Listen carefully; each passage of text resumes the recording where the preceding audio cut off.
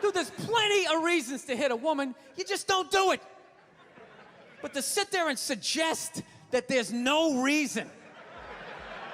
Dude, Today, let's talk about Bill Burr. Usually, when a comedian jokes about a group of people, it's those in positions of power. By the way, if anyone here is in advertising or marketing, kill yourself. Some businessman on the plane, because businessmen always think that every flight is a private plane of theirs that we're all like piggybacking on. However, very rarely do you see a comedian punch down. And comedy traditionally has picked on people in power, people who abuse their power. Which is why watching Bill Burr is so fascinating, because a lot of his jokes are about making fun of underdogs. She's done that, she's done this, and she does the most difficult job on the planet. She's the mother, and continues on immediately. I just look at my girlfriend like, like really? Being a mother is the most difficult job on the planet. So today, let's talk about how Bill Burr has mastered the art of punching down.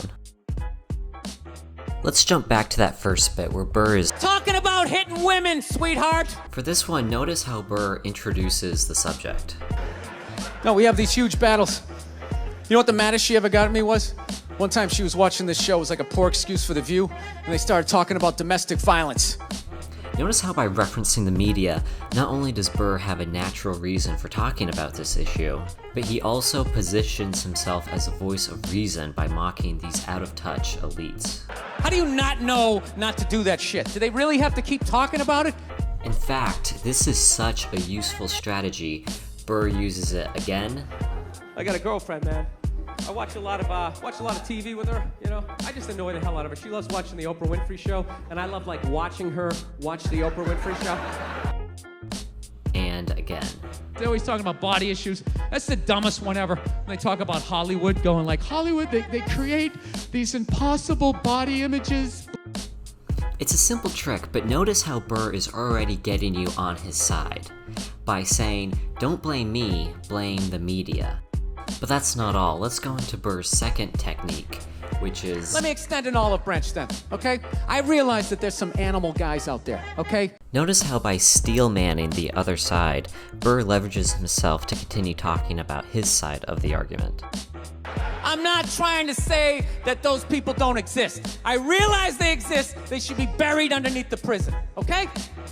So if I can admit that, ladies, can you at least admit that every ass kicking doesn't just fall out of the fucking sky?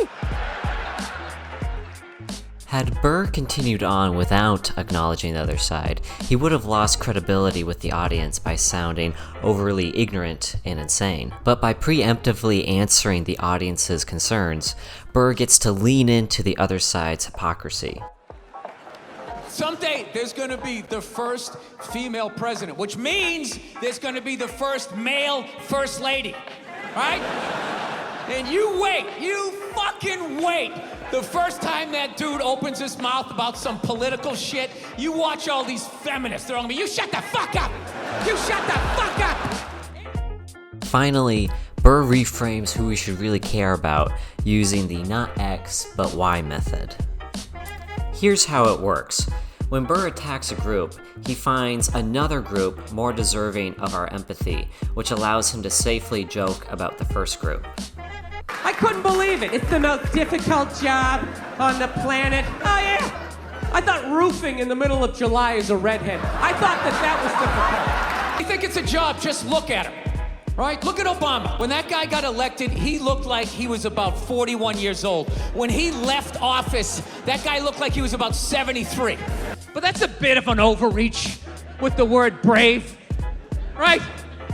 Like, what am I supposed to do if I ever see a fireman running out of a building carrying a baby and an old lady? The month of June is Gay Pride Month. That's a little long, don't you think?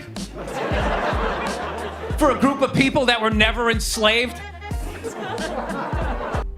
Joking about underdogs without seeming insensitive is a hard line to walk. But by doing what few other comedians have successfully accomplished, Burr has expanded the purview of what comedy can be and has mastered the art of punching down. I'm gonna be washed up in 6 months. Thanks, that's my time.